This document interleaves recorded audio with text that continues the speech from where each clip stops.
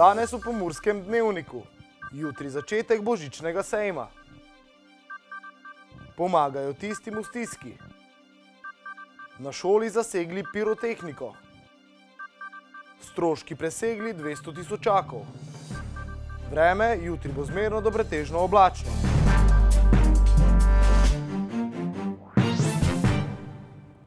Spoštovane gledalke, cenjeni gledalci, lepo pozdravljeni. Zavod za kulturo, turizem in šport Murska Sobota tudi letos pripravlja božični sejem. Ta bo od jutri do petka potekal na Slovenski ulici, kjer se bo, kot pravijo, za vsakega našlo nekaj. Slovenska ulica bo naslednje 3 dni še nekoliko bolj praznično obarvana. Zavod za kulturo, turizem in šport Murska Sobota namreč pripravlja božični sejem. Vabljeni, se pravi jutri, v sredo, četrtek in petek na božično sejanje v Soboti, kako smo ga poimenovali, kjer vam pripravljamo pestro dogajanje. Vsak dan od 11. do 7. ure zvečer se bojo odvijale številne prireditve. Nekako, če malo poveva gledalcem, se pravi od 11. ure pa do 2. bo to druženje na stojnicah, številnih stojnicah rokodelcev, ki prihajajo k nam, in pa v gostinski ponudbi v prazničnih hiškah. Od 2. do 5. ure bo pester otroški program s številnimi predstavami za otroke, nastopi otrok, čaka nas tudi prihod otroških vrtcev Murska Sobota z lučkami, ki nekako že tradicionalno poteka nekaj let. Med 5. in 7. uro pa malo za srednje in večje, se pravi številni koncerti. Točen program si lahko gledalci pogledajo na naših spletnih straneh, na Facebooku Tic Murska Sobota. Nekako samo, da mogoče jih privabiva z nekaterimi. Tako bomo imeli koncert skupine Take 9 Orkestra, potem vokalna skupina Eternum, Mojrisimo, v petek tudi prihod Dedka Mraza,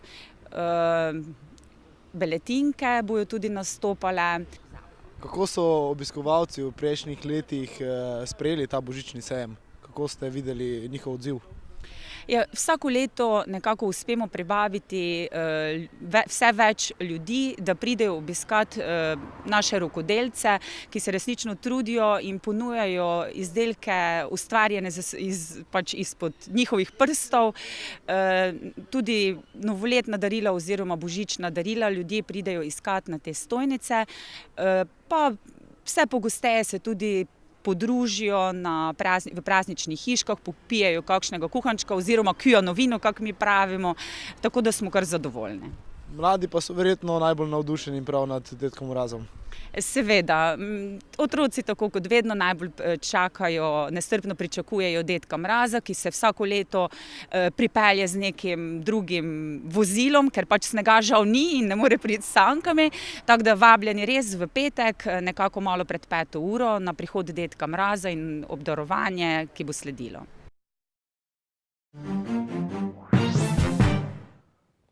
Praznični čas, v katerem se nahajamo, nas vedno obdaja s pozitivo in veseljem. Toda vsi te sreče nimajo, tistim v stiski pa tudi v tem času pomagajo na Centru za socialno delo. Več o aktivnostih centra nam bo povedala Daniela Cuk. Gospa Cuk, lepo pozdravljeni. Lepo pozdravljeni tudi vi, vsi vaši gledalci in gledalke. Tako, v tem času se tudi mi posvečamo tistim, ki nekako najbolj potrebujejo našo pomoč. To so predvsem družine za otroce, zato smo res veseli, da smo lahko približno 350 otrok razveselili za darili iz različnih projektov, se pravi božiček za en dan, 3 zimski botri, in smo res lahko razveselili številne družine. Prav tako se ob tem času oziroma ob tej priložnosti zahvaljujemo vsem našim donatorjem, ki so v veliki meri pomagali, donirali sredstva, da je lahko naša enota, se pravi v kriznem centru, izvajala program Kekec, kjer so vključeni številni otroci in res preživijo koristen čas v kriznem centru. Prav tako smo lahko številne otroke razveselili z razgledom različnih predstav v kinodvoranah, lutkovnih predstavah, tudi Vulkanijo, in se pa čez leto udeležili teh aktivnosti. Tudi letovanja se je letos udeležilo okrog 60 otrok s pomočjo Zveze prijateljev mladine Slovenije. Kakšne pa so kaj še ostale aktivnosti centra v tem času? Tako, nismo pozabili tudi na druge skupine naših ljudi, s katerimi se ukvarjamo, zato poskušamo ustanoviti na centru dve skupini za samopomoč, ki je namenjena druženju, preživljanju prostega časa, izmenjavi mnenj, izkušenj in ob tej priložnosti vabim vse tiste, ki bi jih to zanimalo, da nas pokličejo, se oglasijo in jim lahko povemo podrobnejše informacije tudi o tem. So še kakšne druge novosti na centru, ki jih pripravljate? Tako, ne moremo mimo sprememb zakonodaje, do katere je spet prišlo, se pravi s 1.1.2018. Spremembe so dobrodošle, pozitivne, zato tudi vse družine, ki še niso storile tega, se pravi še niso uveljavile otroškega dodatka, ki ga do sedaj niso prejemali, sprošča se 6. in 7. plačilni razred, se pravi vsi tisti, ki v preteklosti zaradi izračuna niso mogli prejemati otroški dodatek, lahko to ponovno uveljavijo in jim bomo preračunali pravice. Prav tako s 1.1. postaja zopet univerzalna pravica do pomoči ob rojstvu otroka, se pravi spet ena pozitivna novica za vse družine, ki bi lahko bile do tega upravičene. Če za konec poveva, kakšni pa so kaj odzivi ljudi, ki so v tem času deležni vaše pomoči? Odzivi so pozitivni, dobrodošli, ljudje so že navadni enih naših projektov, pomoči v tem času, tako da že ko se ta čas približuje, pridejo spraševati, če letos bodo podobne stvari oziroma kaj vse jim lahko ponudimo in seveda jim potem skušamo te oblike pomoči tudi zagotoviti. Gospa Cuk, hvala za obisk v našem studiu. Hvala tudi vam in ob tej priložnosti vsem vašim gledalcem lepe praznike, mirne praznike in vse dobro v novem letu. Policijska uprava Murska Sobota si že vrsto let prizadeva, da z izvedbo preventivnih kot tudi represivnih aktivnosti prispeva k preprečevanju negativnih posledic uporabe pirotehničnih izdelkov. Tako kot je bila to praksa že v preteklih letih, tudi letos soboški policisti sodelujejo v preventivnih aktivnostih, ki potekajo na državni ravni v okviru projekta Bodi zvezda, ne meči petard. Ta je namenjen osveščanju o škodljivih in nevarnih posledicah uporabe pirotehničnih izdelkov. Letošnjo preventivno akcijo podpira tudi smučarski skakalec Peter Prevc, sicer vrhunski športnik, zaposlen v policiji. Letos so policisti ob dveh dogodkih zasegli nekaj pirotehničnih izdelkov. Ti so bili zaseženi 27. novembra pri hišni preiskavi, ki jo je opravila policijska postaja Murska Sobota. Nekoliko kasneje, 8. decembra, so policisti zasegli pirotehnične izdelke na eni izmed pomurskih osnovnih šol, 13. decembra pa še v bližini ene izmed pomurskih srednjih šol. Letošnjega junija smo bili priča enemu največjih požarov v Pomurju. Sedaj je tudi jasno, koliko so bili skupni stroški intervencije. Ti so brez davka presegli 200 000 evrov. V začetku junija je zagorelo v ljutomerski industrijski coni v obratu podjetja Ekoplastkom, ki predeluje odpadne sveče. Šlo je za požar velikih razsežnosti. Pol leta po velikem požaru so službe sodelujoče pri gašenju požara in pri popožarnih aktivnostih, ki so sledile v obdobju po požaru, pripravile analizo o samem dogodku in posledicah požara. Pri gašenju požara je pomagalo kar 483 gasilcev, ki so opravili kar 4200 ur gasilskega dela. Pri gašenju je pomagalo 59 različnih vozil in helikopter Slovenske vojske.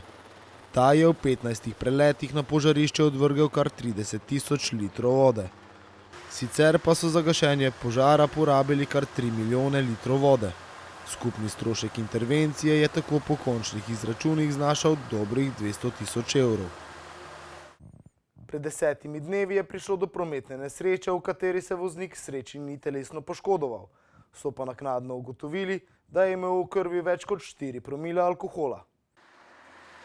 Kot so sporočili iz policijske uprave Murska Sobota, so policisti ob prihodu na kraj ugotovili, da se v zaklenjenem vozilu nahaja moški, ki je neodziven.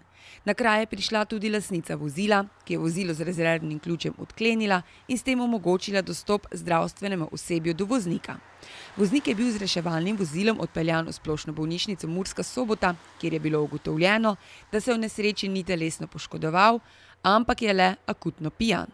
Na podlagi poročila o toksikološki preiskavi, ki ga je izdelal Inštitut za sodno medicino v Ljubljani, je bilo ugotovljeno, da je imel voznik v organizmu najmanj 4,23 grama alkohola na kilogram krvi in v urinu, najmanj 6,28 grama na kilogram alkohola. Zoper voznika bo na pristojno sodišče podan obdolžilni predlog. Policisti voznike ob tem znova pozivajo, da naj ravnajo odgovorno in vozijo le trezni. Če uživate alkohol, ne vozi kdo, ki alkohola ni užival, ali uporabite javna prevozna sredstva. Na Sobota Info poročajo o zaprtju kulinarične ulice v Lendavi. Več o tem na sobotainfo.com, mi pa si poglejmo še kratke novice.